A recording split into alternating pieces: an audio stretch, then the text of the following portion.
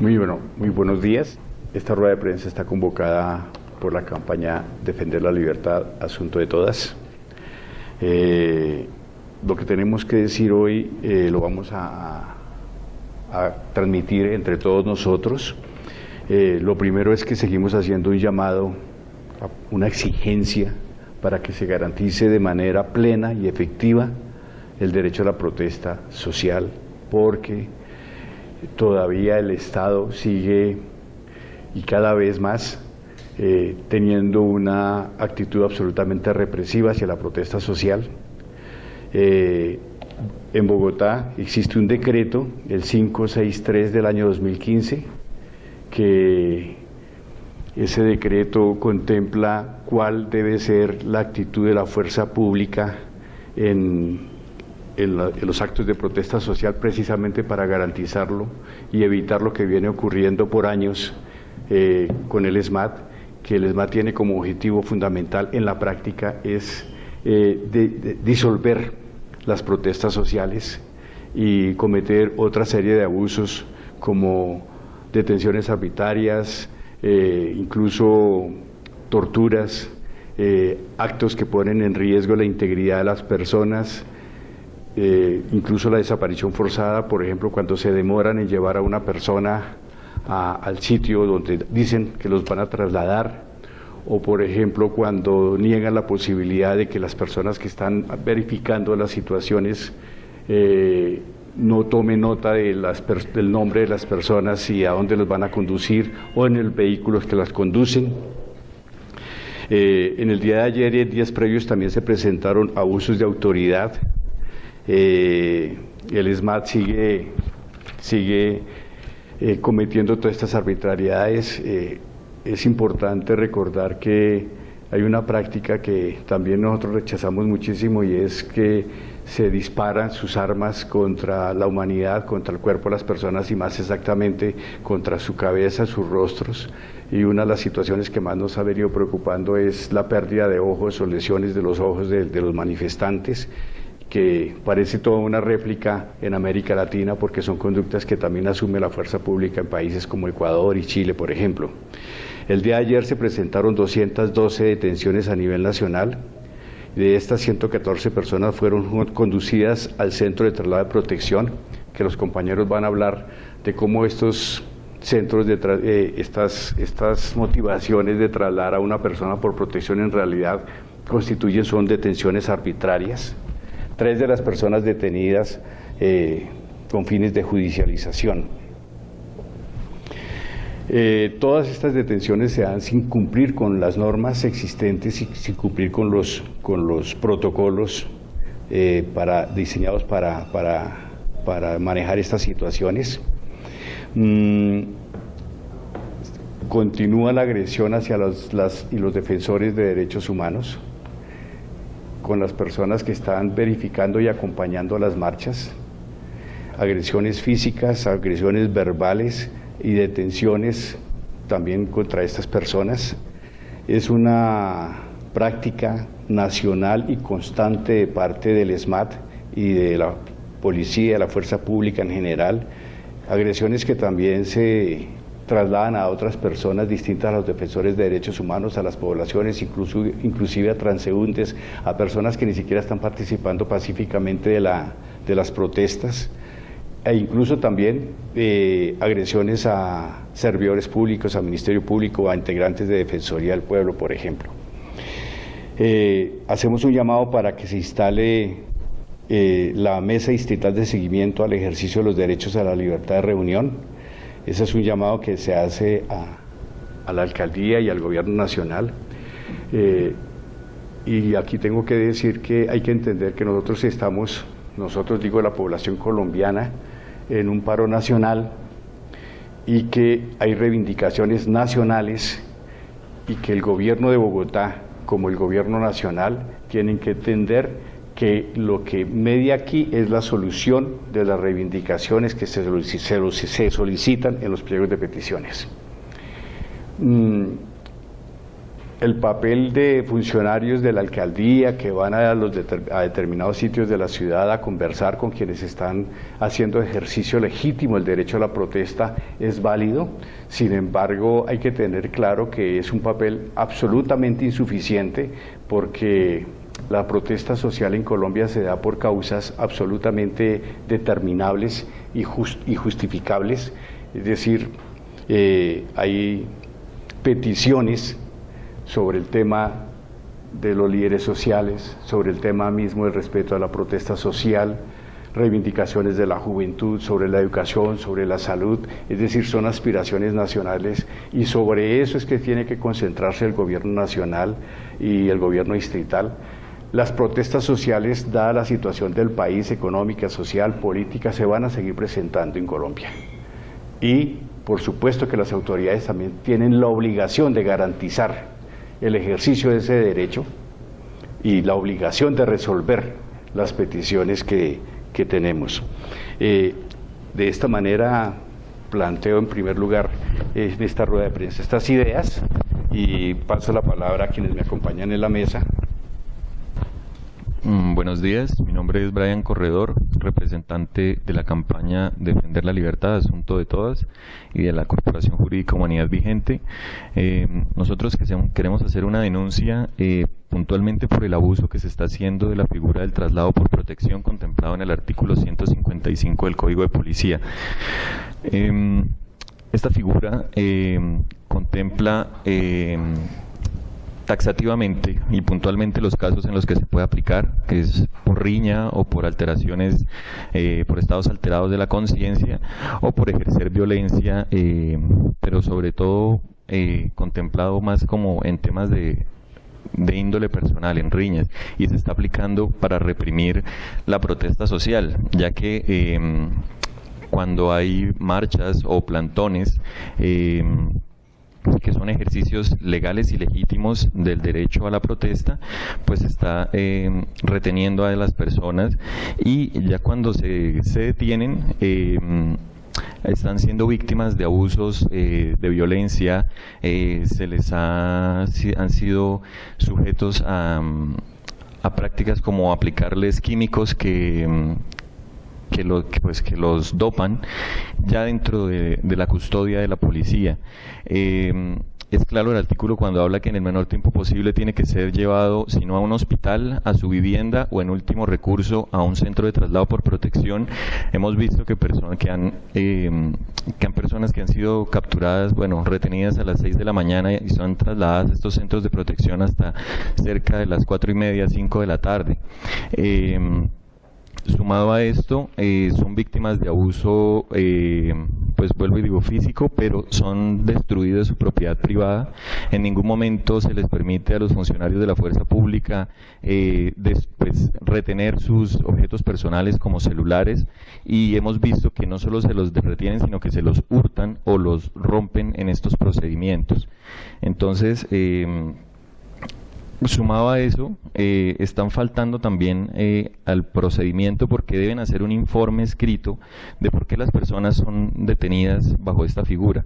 Y hemos visto que en ninguno de los casos se ha hecho esta gestión, porque sería muy interesante pues ver también esos informes que están obligados a hacerlo los funcionarios de policía, donde se pueda ver claro que están deteniendo a las personas por el ejercicio legítimo de la protesta y no por ninguno de los causales por los que se pueda aplicar el artículo 155. Muchas gracias.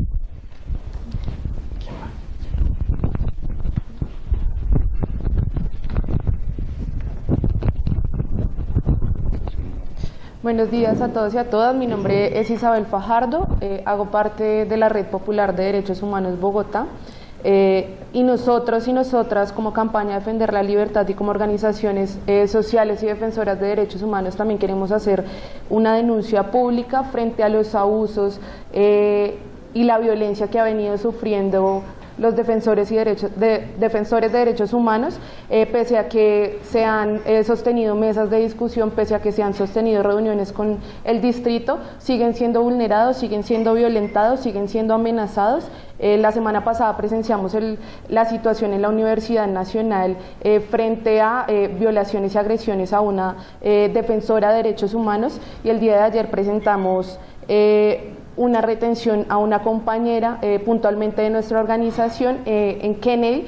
Está atendiendo una situación de violación a derechos humanos, es trasladada a el CAI de Techo, y en el CAI de Techo es empadronada. Sin embargo, con la ayuda pronta de las organizaciones sociales y de los defensores de derechos humanos, es dejada en libertad, y se presentan 2 agresiones físicas a defensores y defensoras de derechos humanos que estaban en terreno acompañando la movilización. Como organizaciones defensoras de derechos humanos queremos exigirle al distrito la instalación de la mesa de seguimiento a la protesta social, pero además también reiteramos nuestra exigencia del desmonte inmediato del ESMAD.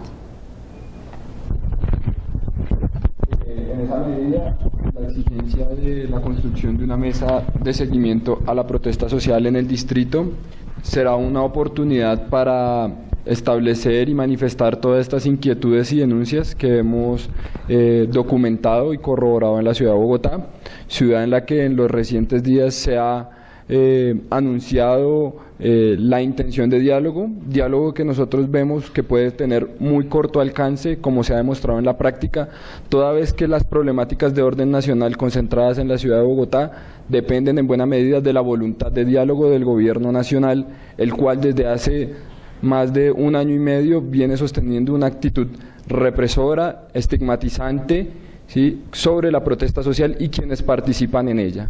Por ello, todo diálogo que se establezca en la ciudad de Bogotá puede resultar no infructuoso, pero sí torpedeado por la actitud de un gobierno que en este momento no escucha a los ciudadanos que se encuentran en las calles de Bogotá y, por el contrario, avala la represión de la protesta social a nivel nacional.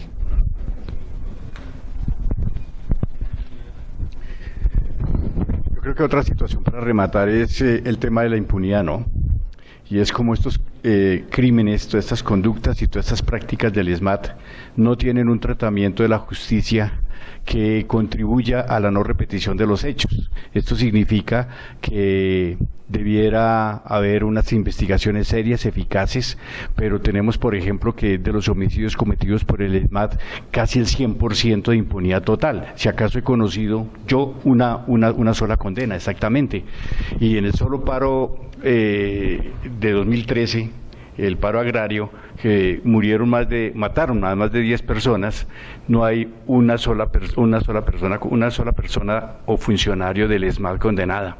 Pareciera que el ESMAD tuviera una inmunidad perenne y permanente, y creo que aquí la Fiscalía General de la Nación, y no la Justicia Penal Militar, tiene la obligación de asumir estas investigaciones con eficacia, y que no suceda como la Corte Interamericana ha dicho de manera reiterada, que hay prácticas donde se puede saber que de antemano las investigaciones están condenadas al fracaso.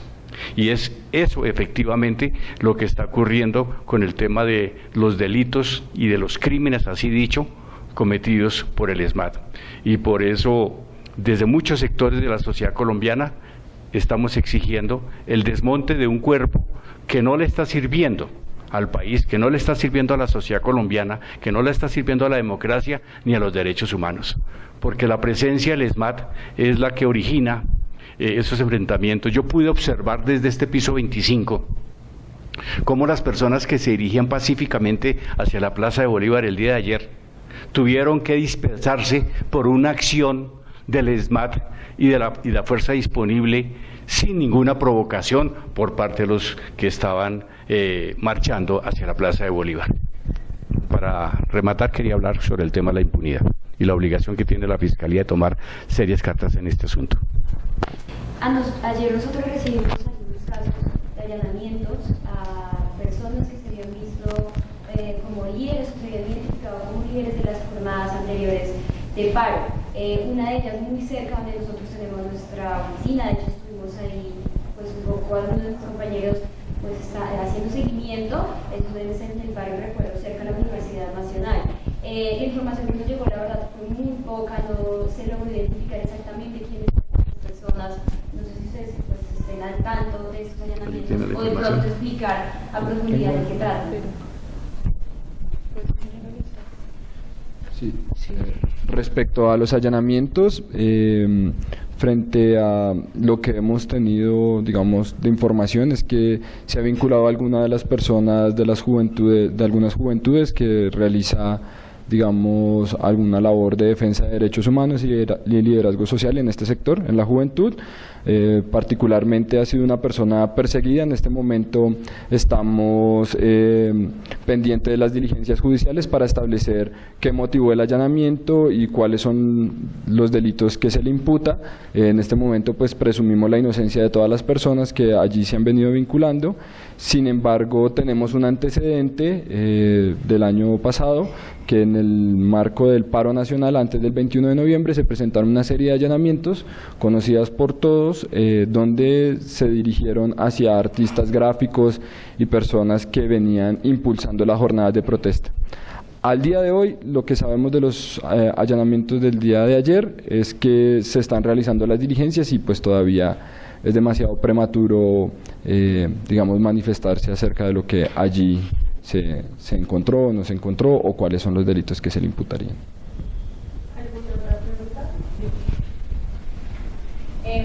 Cuando algún herido se dirige pues a la fiscalía a denunciar lo que le sucedió y posteriormente en medicina legal pide que se le haga el diagnóstico de sus heridas o de lo que le sucedió, en ese documento, ¿cuál es realmente como el papel de medicina legal? Es decir, ellos tienen la potestad de decir efectivamente la herida que usted tiene fue por un artefacto de este tipo de características, o sea, o cuál es realmente la funcionalidad de medicina legal cuando atiende los heridos.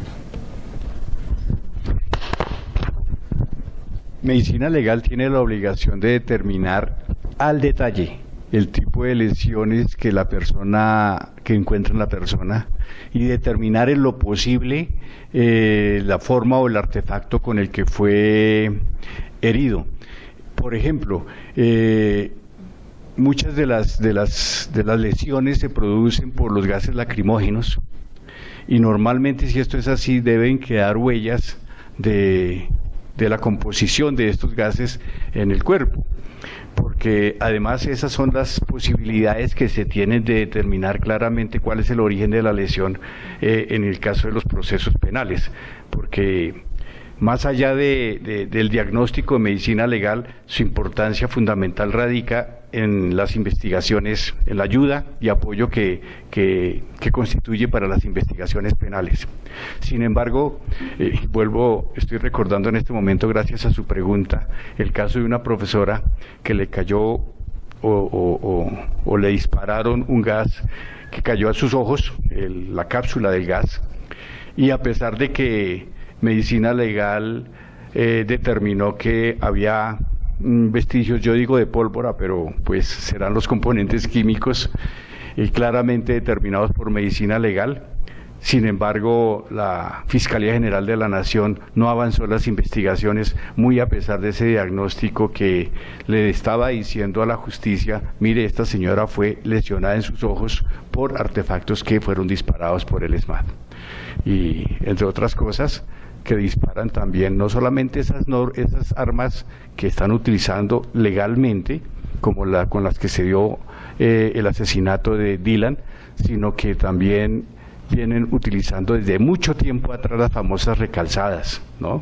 Que consiste en llenar las cápsulas de gas vacías con canicas, con metralla, y luego eso lo utilizan para disparar contra las personas que están en una manifestación. Eso lo han hecho en La Guajira, lo han hecho en Bogotá, lo han hecho en Santander, lo han hecho en el Cauca. Es una práctica nacional muy peligrosa. Nosotros ya le hemos dicho a la Policía Nacional y le hemos dicho a todas las autoridades que tienen que prohibir expresamente ese tipo de prácticas, y hasta la presente no sabemos de una directriz en esa materia, y lo que se sabe es que continúa la práctica de del uso de esas armas, además de las taser y todos estos que pueden ocasionar la muerte de las personas y que en muchas ocasiones son utilizadas para torturar a las personas detenidas.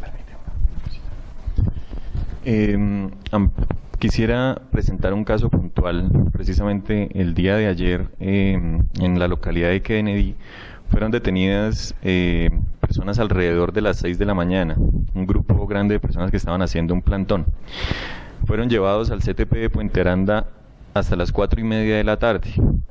Cuando intentamos denunciar los malos tratos, porque pues, los fueron extremadamente golpeados, les robaron sus celulares, a los que no se los dañaron. Cuando fuimos a poner esa denuncia, Puente Aranda solo recibe hasta las 4 de la tarde este tipo de denuncias. Sin la denuncia, Medicina Legal no practica ningún procedimiento. Entonces, es claro que la policía tiene claro pues este procedimiento, y por eso parece que es la demora en llevarlos hacia los centros de traslado por protección, para evitar precisamente las denuncias. Entonces, pues Medicina Legal, aunque tenga la obligación, necesita de la denuncia instaurada ante la Fiscalía.